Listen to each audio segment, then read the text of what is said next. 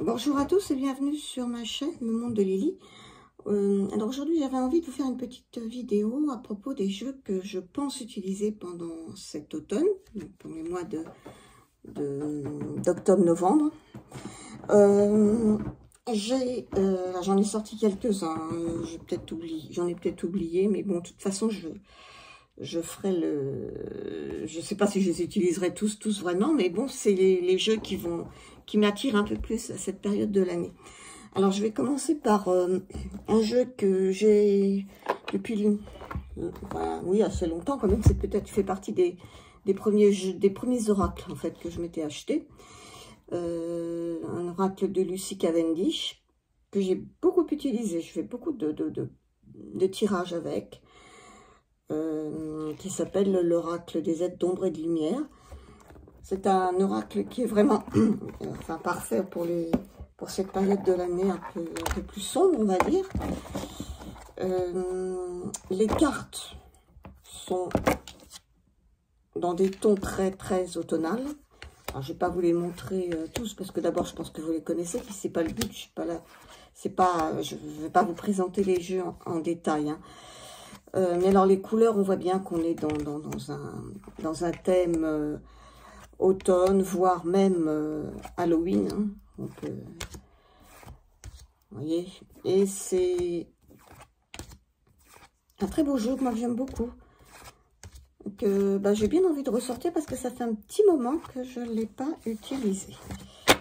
Et le petit bouquin, je trouve qu'il est pas mal du tout aussi.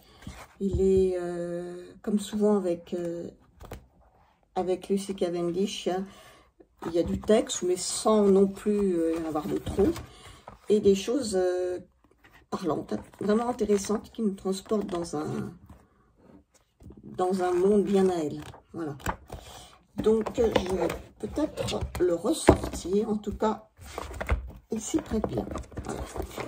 Ensuite, un oracle que j'aime beaucoup, c'est celui-ci, c'est l'oracle Sagesse de sorcière.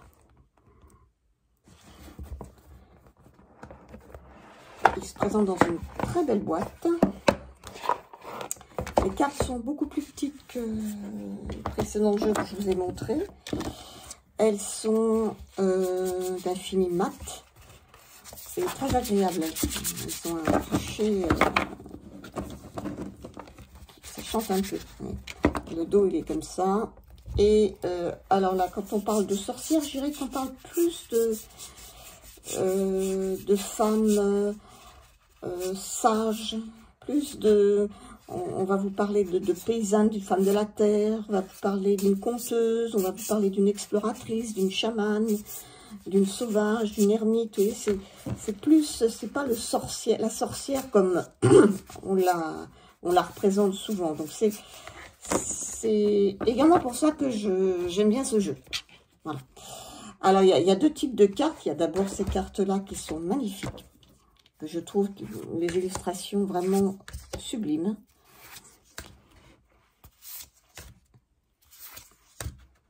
Vous voyez, là, on a l'alchimiste, on a l'exploratrice, on a c'est quoi ça? La compagne, voilà. L'enfant du crépuscule, là, c'est la chamane. C'est un très beau jeu. Les illustrations sont très parlantes, très belles. Et ils ont des couleurs bien chaudes, bien automnales. Voilà pourquoi je pense que je vais le réutiliser, parce que j'ai déjà fait pas mal de tirages avec.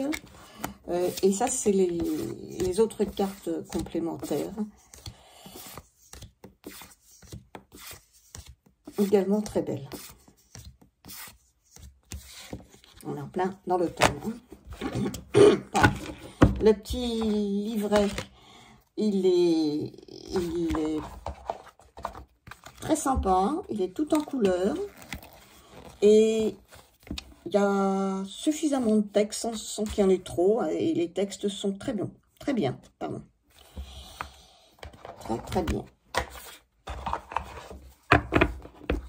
Voilà pour ce jeu également, qui pour moi va certainement faire partie des jeux que je vais ressortir pour l'automne. Alors ensuite, il y a un jeu que j'ai acheté il n'y a pas si longtemps. C'est l'oracle de la forêt sacrée de Denise Linn. Là, on est en plein dans la forêt, dans la forêt automnale. Et donc les illustrations, ben, s'y prête bien, quoi. Là,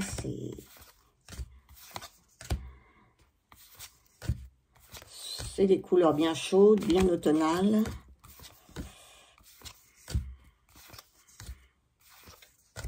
Un très bel oracle.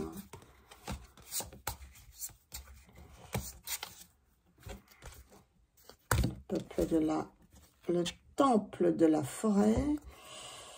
Hein, c'est...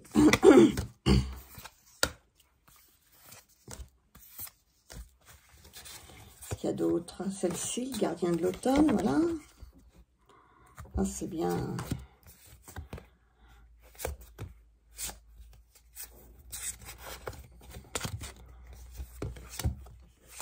Le sentier sinueux.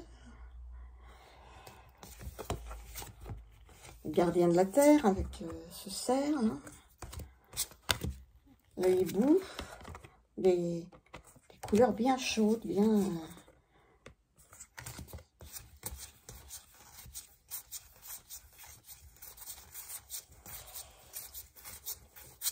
On a les champignons. Voilà, donc...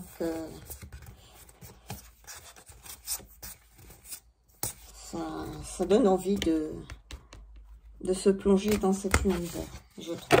Le petit bouquin, il est très bien fait. Il n'y a pas du tout d'illustration. C'est pas très grave. Et les messages sont très bien.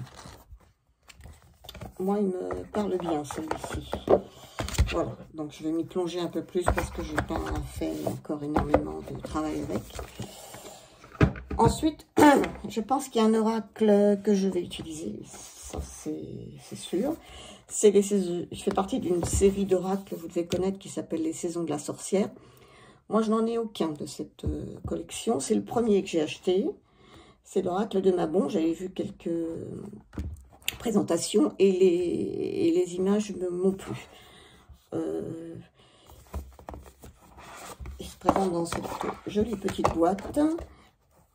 Les couleurs sont très chaudes, très... ouais, il est brillant, il y a quelques petits reflets. Et les illustrations sont très très sympas. Également, ben, normal, c'est le thème un peu de cet oracle. Hein. On est en plein dans le thème de l'hiver, avec ces couleurs... orangé, brun, très chaude. En plus, les messages du livret sont très intéressants. Je n'ai pas fait énormément de tirage, mais le peu de tirage que j'ai fait avec, ben, il me parle bien. J'étais un peu surprise d'ailleurs que ce soit... j'étais un peu sceptique sur cette collection d'oracles. Et puis, ben, j'ai été agréablement surprise. Et de par ces illustrations qui sont sympas. Et puis le livret. Alors le livret, il est très très très bien fait. D'abord, il est agréable. Que ce soit au toucher, que ce soit la présentation, la décoration. Et puis les messages. Alors les messages, ils sont... moi, ils me parlent bien. La seule chose que je laisse un peu de côté, c'est... quand il y a des rituels. Il n'y en a pas sur toutes les cartes, mais il y a quelques cartes où il y a des rituels. Ça, je ne prends pas, je ne fais pas, ça ne me parle pas, je ne suis pas rituel. Et puis, il y a également, excusez-moi, beaucoup de tirages. Ça aussi, c'est une bonne surprise. Donc, ce jeu, je vais l'étudier un peu plus, parce que je l'ai depuis peu. Et parfait pour l'automne. Ensuite, alors, je vais continuer sur les oracles. Les tarots, je crois qu'il va y en avoir qu'un. Je vais continuer sur les oracles. Un oracle que je viens d'acheter, qui s'appelle l'oracle médiéval et merveilleux, de Gulliver l'Aventurière et de Julien Mi-Avril. qui est un oracle que je voulais depuis déjà un moment, que j'avais vu sur différentes chaînes. Tout simplement parce qu'il a pour principal thème le Moyen-Âge. Et le Moyen-Âge, moi, c'est quelque chose qui me parle. C'est une période de l'histoire que j'aime beaucoup, pour laquelle j'ai lu beaucoup de romans, beaucoup de livres. Et donc là, j'ai fini par m'acheter. Mais alors, ça a été, hélas, une grosse déception quand j'ai reçu ce jeu, parce que malheureusement, toutes les cartes étaient collées les unes entre elles. Mais à un tel point que j'ai jamais vu ça, quoi. Ça arrive que les jeux avec les bords dorés collent un peu, ça m'est arrivé dans pas mal de jeux. Donc c'était le cas de ce jeu. Mais là, c'était impossible de les décoller. Pourtant, j'ai pris beaucoup de soin à essayer de les décoller, impossible. Donc tous les contours des cartes se sont déchirés. Il était inutilisable. Donc évidemment, j'étais un peu énervée. Et dans cet état d'esprit-là, eh ben, j'ai découpé toutes les cartes. Bon, autant vous dire que je les ai découpées, mais bon, pas à la perfection. Bon, c'est pas... En soi, c'est pas grave. Après, le contour, il est de cette couleur un peu vert cacadois, horrible. Donc, je ne regrettais pas non plus ce contour. Au contraire, les illustrations sont plus jolies. Par contre, bon, il va falloir que peut-être que je revoie un peu les contours qui ne sont pas vraiment parfaits. Peut-être que je les colorie en noir. Ça se verra peut-être moins. Je vais voir, je vais essayer. J'espère ne pas faire encore une catastrophe. Mais bon, les illustrations sont quand même plus jolies sans le cadre. Alors, donc, voilà. Je vous les montre. Pour ceux qui le connaissent avec le cadre. Moi, le cadre, je trouve que ça les... Donc là, par contre, ça fait un petit jeu. Pour un jeu d'oracle. Parce que, évidemment, quand il y avait les contours, il était beaucoup plus grand. Et là, ça fait un... Bon, comme j'ai une petite main, finalement, il est plus facile à manipuler. Et je trouve que pour l'automne, il est également dans les coloris de l'automne. Alors, il parle du Moyen-Âge, puisqu'il s'appelle l'oracle médiéval, et merveilleux parce qu'il y a évidemment des archétypes un petit peu fantastiques, comme sur la boîte avec cette licorne qui apparaît d'ailleurs plusieurs fois, et les dragons, etc. Donc, voilà. Il est avec des tons vraiment très, très chauds. J'aime beaucoup le style de l'illustratrice. J'ai pas d'autres jeux d'elle, hein. C'est le seul. Hein. Je sais qu'elle en a fait d'autres. Très différents d'ailleurs, mais elle a gardé elle a ce style qui lui est bien propre. C'est bon, voilà, je trouve qu'il va bien pour l'automne. Et bon, là, et puis également le petit bouquin. Alors le petit bouquin n'est pas très épais, il n'y a pas grand chose. Mais moi, il me parle bien, tout simplement parce que ce sont des petits poèmes et qui sont très, très, très sympas. Alors, effectivement, il fait quoi? 65 pages, hein, pas plus. Hein.